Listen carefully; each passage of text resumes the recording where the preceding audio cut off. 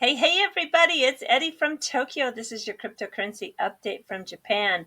Those of you in the United States, and actually it's so big for Ripple and XRP, lawmakers are looking to change the SEC's 72-year-old securities definition to exclude cryptocurrencies. So this is news that came out today, and the Taxonomy Act, it's the Token Taxonomy Act is what it's called, where Congress may finally bring the cryptocurrency industry what it has been loudly calling for, and that is regulatory clarity.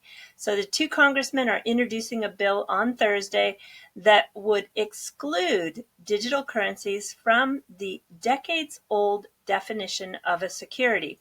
This Token Taxonomy Act is a bipartisan effort by Representative Warren Davidson, he's a Republican from Ohio, and Darren Soto, a Democrat from Florida, and it defines a digital token and clarifies that securities laws would not apply to cryptocurrencies once they have become a fully functioning network. So this is very good news. I'm going to follow it closely. And in Japan, Joby has arrived. So they have a pre-launch campaign, and they have chosen XRP as their campaign poster virtual currency digital asset, if you will. And they are giving away 1,000 yen of XRP if you open up a new account. That comes to about 10 bucks. And yesterday I had the new video from Ripple. It's a very short 48-second video, basically, and it really highlighted the year in full in a summary for 2018. But what I didn't know, and I found today, is that there is text that is quite good that supports that video, and it's on the Ripple website. I'll put a link to this down in the comments section below, but I did want to read the very last paragraph because it is a good ending message. So we predict 2019 will not only bring further regulatory clarity and widespread awareness of the impact this new technology offers, but also it'll be the year that interest and investment in blockchain and digital assets gives way to broad adoption. The year when a critical mass of financial institutions begin relying on this technology to drive global payments. And as a result, we begin to change the way money moves around the world. I love it. Okay. Wow, this surprised me. Facebook is developing a cryptocurrency for their WhatsApp transfer service, and it is quite interesting. They are targeting India first. Why? Well, because it is going to provide some remittance services. So Facebook is working to make a cryptocurrency of their own that will let users transfer money on its WhatsApp messaging app. So focusing first on the remittances market in India, according to people who are familiar with this matter. The company is developing a stable coin, and it's a type of digital currency that's going to be pegged to the US dollar. Well, they're doing that, according to this article, to minimize the volatility. And then people who have been asked not to be identified are discussing internal plans. And this is Bloomberg who has reported this. So as you know, we always get a little leery when we have these unidentified sources, but I'm hoping that Bloomberg is doing some responsible journalism here. And I don't doubt that somebody's talking somewhere. So they have discussed some of the internal plans that are happening. Facebook is far from releasing the coin because it is still working on a strategy, including a plan for custody assets or regular currencies that would be held to protect the value of the stable coin, so the people had said. I wonder, there's only, I think, 40 people in this group of developers. So it's a small group. If you are one of those people talking to the media, gosh, it's kind of, I think, risking your job. But India is going to be no doubt the first place they're going to focus on, because in 2017 it was #1 in remittance globally, where the World Bank said $69 billion was moved. Yeah, it shows you how many people from India are working very hard in countries that are outside their home country. Okay, does this ring a bell? Global ID. Do you remember I talked about this? I don't know, about a month ago. Well, with this company here, I want to show you that I opened up an account. I am one of the beta users, and it is a company called Global ID, which has a handful of ex-Ripple employees. And I just love this technology. So what it does is it turns your phone into your proof of identity. And you can do this by, of course, I picked a unique name. I'm probably one of the very first to have asked for Eddie as a name, but I got it. And then you collect your attestations, which will be linked to your LinkedIn or your Facebook account, your Twitter account. It basically validates you know who you are, and then it will allow you to have access to connect to the world without disclosing any of your private information. So when you do connect, you can do it without revealing private information. A user can securely connect to participating websites and apps. So as you know, sometimes you have to completely fill out those forms, and they ask you a lot of questions, and you're just kind of wondering who is going to have this information at their fingertips. And this is a technology that helps protect your privacy. I just love it. I gave my feedback today already in regards to the process of opening my account, and I will let you know how it goes. So in regards to the ex-Ripple employees, yeah, you know, the one in particular who founded this company is Greg Kidd. He was the Federal Reserve senior analyst at one time, and also Ripple's chief risk officer. And if you have been following the news with Uphold, he was one of the people to bring $57 million as an investment to get Uphold off the ground. And Chris Larson is actually on the board of advisors, along with a few other ex-Ripple people. And I just wanted to tell you that I love Uphold too. So if you are looking for a place to buy and sell digital currencies easily, this is a super easy site. In fact, I was on it about a month ago, and I had a question because I didn't quite understand something, got into their live chat, and somebody was there to help me right away. So they have 23 fiat currencies, 9 cryptocurrency utility tokens, and 4 precious metals. And when you come down here, it's easy funding. It is. You can connect to your bank or even a debit card. Instant conversion.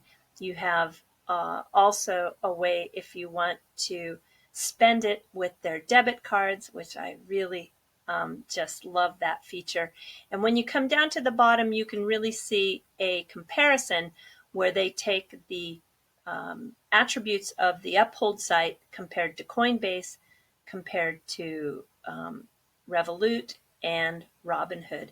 So you really can see how this is one of the better platforms out there. I love it. So I'm going to give it my personal recommendation. Okay, here is somebody on Twitter that just wrote a very interesting article I wanted to share with you. It's a blog, and BTFD Ninja, I want to just say thank you so much, because your article was really lovely. Here it is here, and it's just about how great the XRP community is.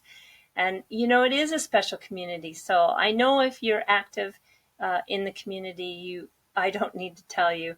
And if you're new to the space, then this is one of those articles that I'll put down in the comment section below, and I encourage you to read it. It has mentions just a handful of people who are so active in the space, but digital asset investor Alex Cobb. I'm actually mentioned, C3 Nick, CKJ Crypto News, of course, and Sam I Am. So thank you again for the nice, kind words and the fun read. I really appreciate it. And talk about community. If you're not listening to the XRP Zoo yet, you need to have a go at one of their lives. Today was extra special. They had just at a whim or a moment's notice, they contacted Sam I Am and also Jungle Inc., who came in and joined them. And it's very relaxed. There's a lot of laughs. It's a lot of fun. I find it so enjoyable. It makes me feel good. And I just think that if you are wanting to get a feel for some of the people who are active in this community and doing a great job at keeping the community together, the XRP Zoo is one that you should follow. Okay. Well, I'm jumping into the fluff, which is something always about Japan. And over the holiday, I am going to attempt to read the book that was released by Mr. Kitao, Yoshitaka Kitao, who is the CEO of SBI Holdings. And I will do my best to share with you what it is he is writing about. So this is a book about virtual currencies, changing the world, how we are going to have a revolution, and it focuses on the transformation of the financial industry and how the virtual currencies and blockchain are bringing that change. So I am looking forward to it. So what I thought would be fun to look at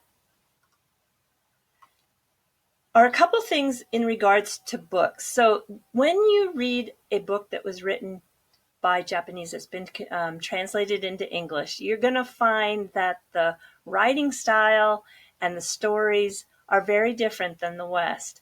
They're often, well, complicated and sometimes a little dark, and things that just make you feel a little uneasy. It just gets under your skin.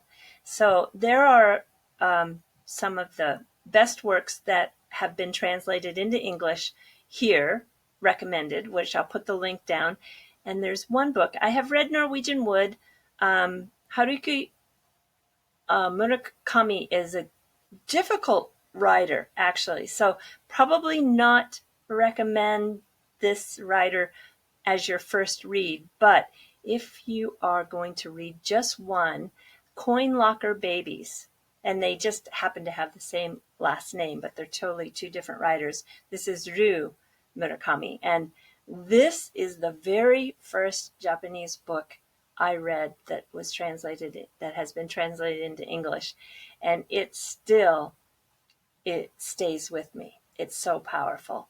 So that is one, and I'll put the link down there. Maybe there will be something else in the way of subject matter that fits your interests, but I think all of these are ones that you should consider if you're a reader and if you want to read from a Japanese point of view. It is very different than the books that you or novels that you read in the West.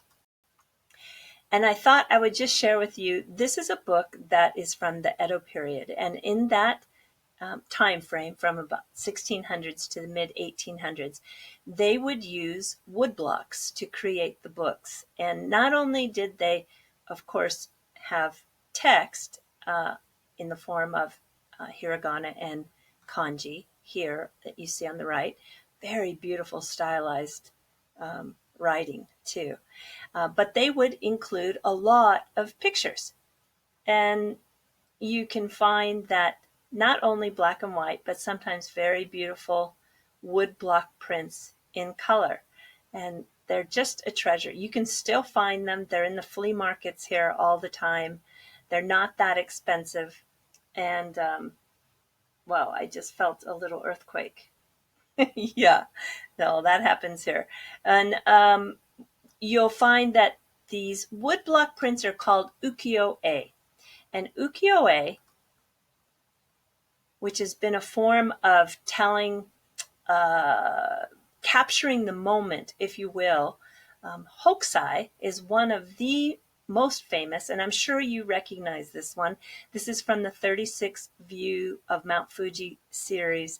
It is the Great Wave off the coast of Kanagawa, and you will find that this one, along with all of the hundreds and hundreds of images that were created by Hokusai, use this wonderful deep indigo blue, which has a very interesting story. It was originally invented in Egypt, but they lost they did it with kind of a lapis stone, but they lost the method of how to do it until it was reinvented again in Germany. And then it made its way, somehow, this pigment made its way to the Silk Road. And the Silk Road, of course, stretched all across Central Asia, and traders who were still trading with Japan, even during the closed period. China did do a little bit of trading with Japan, and there was a trader who brought it to a printer down in Osaka, and Hokusai discovered it, and of course just went wild with it and used it in so many of his block prints. So if you are interested in the block prints and the traditional ukiyo-e from Japan, these too can be found in many places, including eBay, and they're not that expensive. And the colors they still hold up even after all these years. And they're just a really good glimpse at how Japan was 300 and 400 years ago. All right, everybody, that's all I have for you today. Please take care. Sayonara for now. Bye-bye.